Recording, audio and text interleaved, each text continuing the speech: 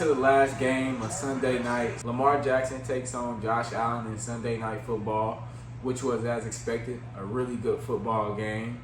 I think this football game showed more than any football game in recent memory that as long as it's time on the clock, still play football. I want to highlight and shout out to the Bills, a division rival that I hate to give credit to, but they did a really good job at staying in the game. They did a really good job at not giving up. Down 2 possessions with only 3 minutes left, I think it's easy to just assume defeat. So shout out to them for staying in it when they fans ain't staying. Yeah, the fans leaving. Yeah. And you know, I give Josh Allen his credit. I've always, I don't talk about him like he's not a top 5 quarterback or things like that. I think he's finally starting to prove to me like how good he really is. Now, obviously, he has like the flash plays. We see what he does with his legs. You see the success of the Bills. And, of course he's a good quarterback. That's not the question. Just not really a lot to work with on paper. Now, obviously, the game still has to be played. They tearing JJ up, boy. 17-6. This is currently right after the pick 6. They get a sack. 3 sacks for Chicago. Minnesota has yet to get to Caleb. So, third quarter, though, still a lot of football. Like we just said, for as out of control as this game seems, it's still very winnable for the Vikings. It's just right now. Minnesota O-line is chips, bro. I just got to say it right now, bro. Chicago doing whatever they want to. They got my boy looking terrible. Yeah, this is ain't on the road. Hard to hear. But yeah, man, so just to dive into that Baltimore game, a few takeaways from the game. Derrick Henry is still very much Derrick Henry. A lot of things, a lot of people were saying his age would, just by natural causes, cause, a decline in productivity. But he had 100 rushing yards in the first quarter. So Derrick Henry is still very much Derrick Henry. Per usual, he gives the Buffalo Bills a hard time. And before he had that fumble, which some seem to think cost him the game, he was pretty much unstoppable that entire game. So shout out to that offense. Zay Flowers, 100-plus receiving yards. In a previous video that I did with Twan, I predicted him to have somewhere near 1,100 to 1,200 receiving yards. So he's on projection to hit that goal. And DeAndre Hopkins, even though he wasn't targeted too much, man, this Vikings offense can't do anything. 4th and 20. 10 minutes left in the third. Don't want to get too distracted. That's hard for JJ, man. It's cool. It's cool. But yeah, and also DeAndre Hopkins had a crazy one-hand catch. I think he tapped back into retro DeAndre Hopkins for the touchdown. I think even just seeing flashes like that is something that's really exciting for Ravens fans, especially in the playoffs. Just have another pass catcher. Where was that when he was on the Chiefs? Yeah. That nigga was dropping everything on the Chiefs, bro. Yeah, that was rough. Crazy catch. Offensively, the Ravens were in control most of that game, but, that fumble, that Derrick Henry fumble seemed to kind of turn things around.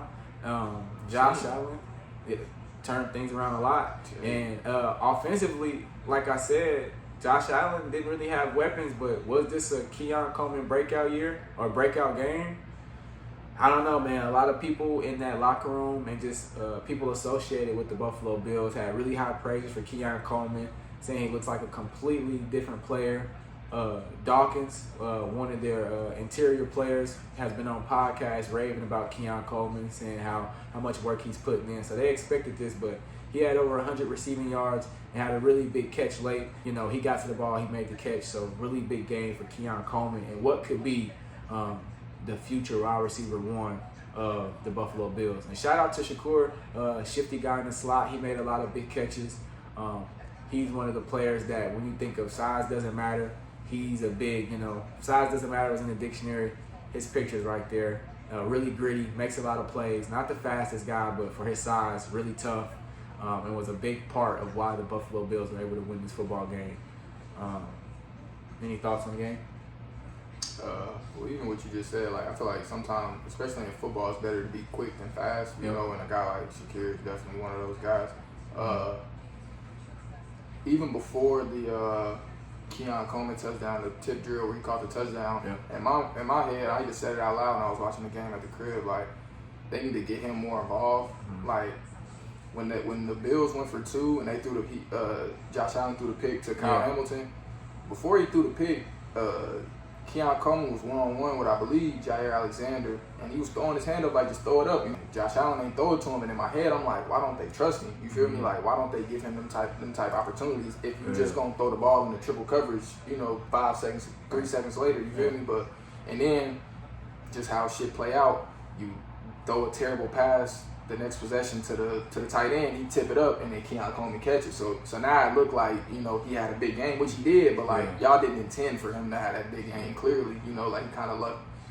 It wasn't luck, but it is what it is. But I do feel like they need to utilize him more and give him more opportunities to high point some of those catches, because he got bounced. He an athletic receiver, but sometimes I feel like Josh Allen, he don't necessarily trust him, and maybe maybe that game kind of opened their eyes a little bit, and they'll utilize them a bit more, and they'll be better off for it. Jair Alexander, terrible game. And I was a big Jair Alexander guy, but I could post it. I was telling our boy Twan, that boy is gonna get cooked. And I think a team like the Packers, they know a lot more than us. We just see, a former Pro Bowl player getting released, and it's what? But they're seeing him every day. The last 2 seasons, he never played more than 7 games. So on top of being injured, without safety help, there's a lot of film out there where he's just not, getting the job done. So. But corner is a hard position. Very hard position. You're not going to be perfect, but that obviously wasn't one of his best games, and then you got the primetime slot on week 1, so everybody all eyes on you. And you battling injury. He was just injured right before the game. And it don't help that this team doesn't have like a Jamar Chase, type of receiver, so and you in that division with Jamar Chase, T. Higgins, you feel me? So Josh Palmer was doing him in. I'm like, and even the play is just so crazy that even the play where he shoestringed Keon Coleman at the end and tripped him up. Had he let him score, Ravens still got a chance to win. Yeah.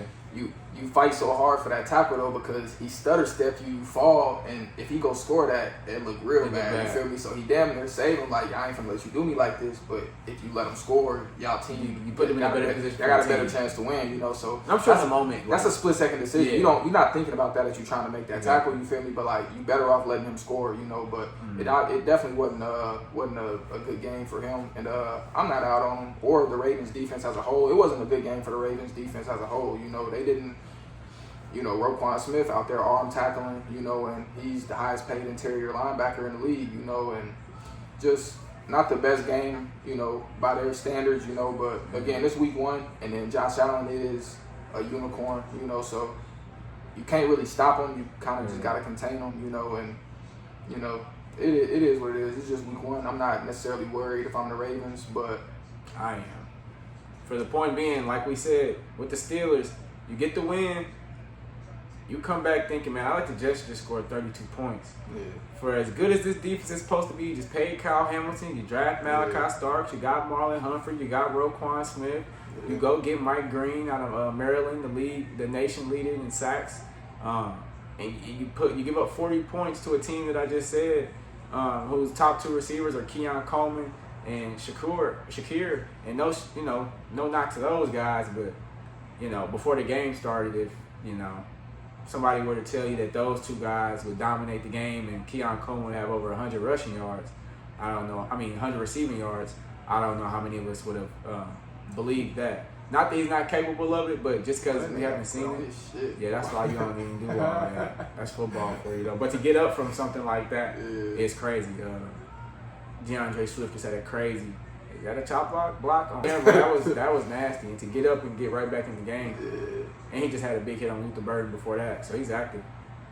Nah, but when I say I ain't worried if I'm the Ravens, it's just week 1. Like, if you go out there and win 100-0, you can't get too high, too low. It's week 1, but yeah, don't get too low. It is a little iffy though, because this is the team that knocked you out of the playoffs last year. So you obviously want to come out and win, and this is before Derrick Henry fumbled, that was a flawless game between Lamar and Derrick Henry. So you got to win those games.